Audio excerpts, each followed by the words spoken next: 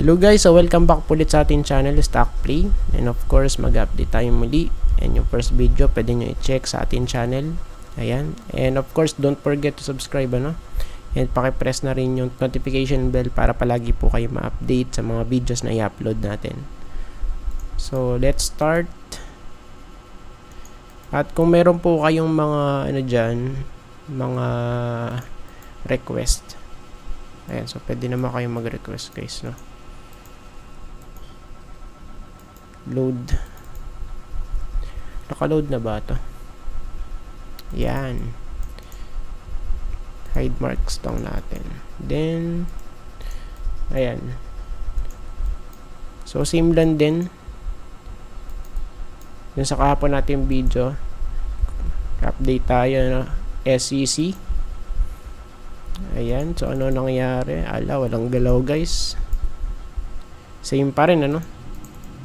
Same pa rin dito sa daily, nasa support 32.9, malapit doon, 33 nasa may green box, pero still yun pa din yung ating dito, major concern because still nasa baba pa rin to ng trend line natin before, since 2022 pa August. So, 2023, 2024.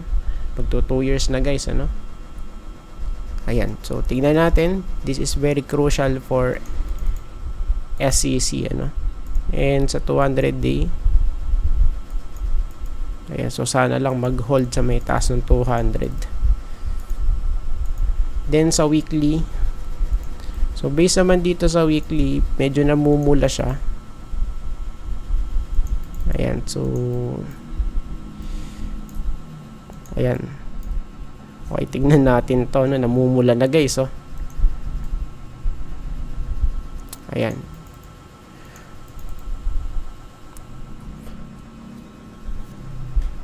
Okay. So kung kung hindi po siya pagbe-breakout dito kasi based sa weekly chart, 'di ba, pula na. So possible maglaglag dito. Ayan, so may 31.6. So at least, ayan, sa gitna nung box natin, ayan, green box. Support 31.6, malapit dito. Ayan. So for now, tignan natin, Ayan, so medyo, hindi gumaganda itsura. Ayan. So hanggat walang breakout, wala tayong magagawa doon sa part na yun, Yan, DMC. Check natin. So, for DMC naman, yan, baba tayo dito sa daily. Medyo pula na. Nakabaluktot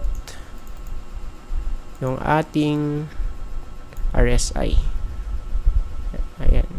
So, wala pang 60. Rejected na kaagad, pullback. Ayan. Then,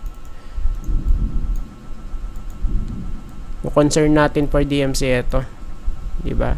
So, ngayon, ang gawin natin, i-check natin from here, tapos ito yung pangalo, tapos ito yung pangatlo, So, tingnan natin kung gaano kagrabe yung dip. Okay? So, yung una, ito guys, nung March 2024, okay, so saan yun? Somewhere here. Then, laglag. Okay? Check yan. Tapos yung pangalawa dito guys, May naman to. Very fresh. Okay? So, dito siya. Then, ayan. Laglag din guys. So, check din to, So, twice na. So, this time, tingnan natin kung same scenario ba yung mangyayari for this one, since overbought na yung ating stochastic dito sa daily chart. Ayan. And paano naman yung 200? So saan yung 200? So actually medyo malayo yung 200, dun sa may sinabi natin support sa 10.7 sa green box na to.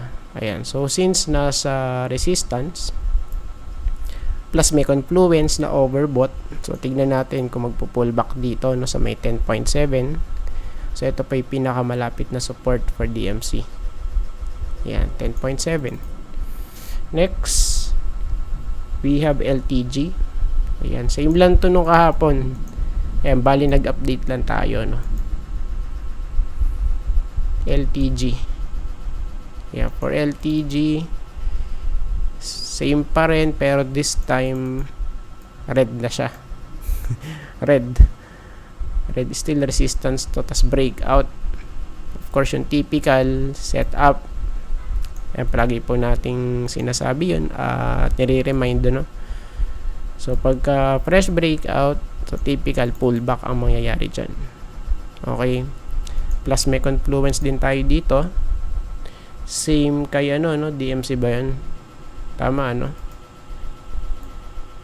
Ayan, so we have here, nasa resistance na, tapos may confluence dito, overbought, and medyo nakabaluktot na yung ating RSI. Ayan, no? So tignan natin kasi based dito sa weekly chart, ayan, pagka sinilip natin, talagang breakout siya, no? Ayan.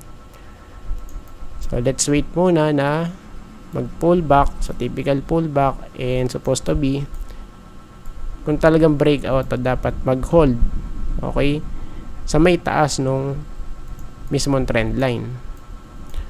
So possible dito yan, ayan, sa 9.9 malaglag, then of course dapat mag-bounce kung talagang breakout, no? Ayan.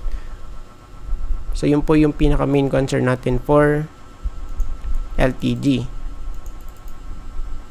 Or kung mag-aano to, wait lang, or kung mag-extend, just in case lang, ano, na mag-extend, guys, ang possible target based dito sa weekly is eto, nasa 10.6. So 10.6 crucial din to. So maraming beses na tag-retest dyan, guys. Ayan, o, diba? Ayan. So this is for LTG. O, ayan.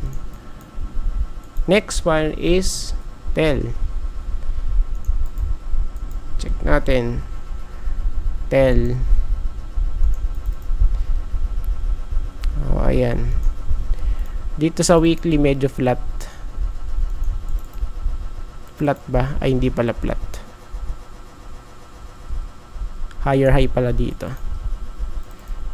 Okay, so dito medyo na pullback na siya, no?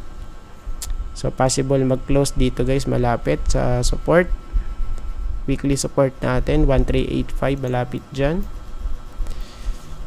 Ayan, so personally, in my opinion, maganda talaga yung kanya itsura, eh. Yung mismong structure nung chart natin, ano, for TEL. Sa weekly, maganda siya.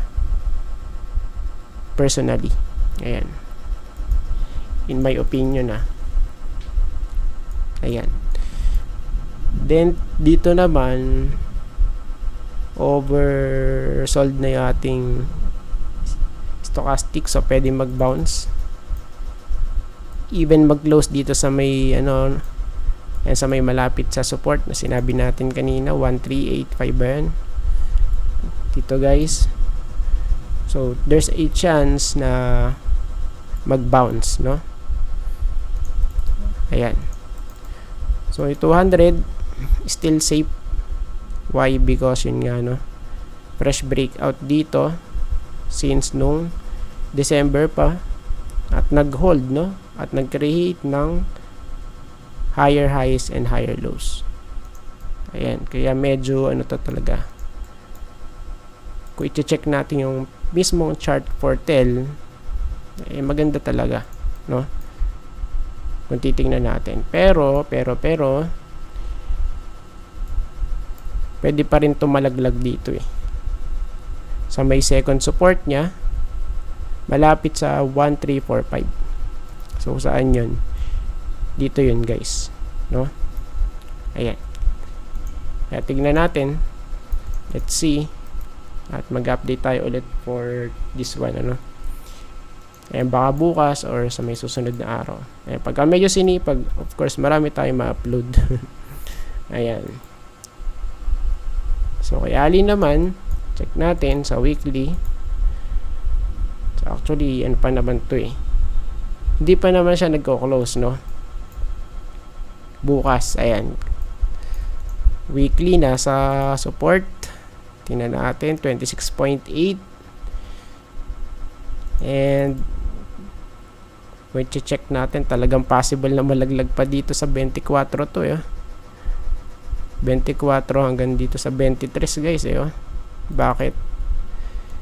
My opinion, nakabaluktot, then pwede mag-revisit dito sa oversold. Same here. Okay. Ito is malapit lang yata stochastic sa oversold. Ayan, kaya pwedeng bumaluktot, no? Ayan, kaya this is very crucial for ALI, no? O, ayan, kaya nga lang pwede talaga eh. Bakit? Based sa kanya structure, no? Since 2022 sideways siya, di ba? Tapos fake out dito sa part na to, fake out, then balik dito guys, and pwede nga na malaglag pa rito. Ayan, sa 23-24. Ayan. So, yan po yung nakikita ko for Ali based sa weekly chart, of course. Higher time frame yun, no? And kaya medyo ingat lang. So, ngayon kasi sideways siya. Ayan. We have here, tapos bounce, then bagsak, bounce ulit, bagsak. Okay, so tignan natin ano, kasi yung possible na maging target niyan yung height. Yung height niyan guys, no? Tapos i-connect lang natin dito. So just in case na malaglag, perfect. Ayan, no? So may confluence tayo na possible sa 23-24 nga ito malalaglag dito. Ayan, pagka pagka nalaglag guys, pero pagka hindi, possible is babalik tayo dito sa may 29. Ayan, sa may resistance niya rito guys. Then 200, bearish pa to, no? Kitang-kita naman. Ayan, 13 minutes. Globe. Check natin yung globe. Globo. Ayun, no? Uy. Sakto, guys, yung sinabi natin, no? Ayan, pero nag-bounce na dito sa may support sa 1930. Ayan, basta malapit dito sa may green box na to. Diba? Tapos tumalbog. Sa tingin ko bukas pwedeng mag-close malapit dito sa may support. Ayan. So sa tingin ko lang, no? Not sure pero possible eh. No? Ayan, lower high tas lower low, bearish. Galing sa taas yan, no? 200 day, layo. So kung tayo pupunta rito, ayan, tignan natin, ano? Medyo maganda to. Medyo maganda actually. Yes, tingnan natin kung ano mangyayari bukas, ano? So, based dito, so, pwede natin sabihin na ano to, resistance malapit dito guys, ano? Sa 1985.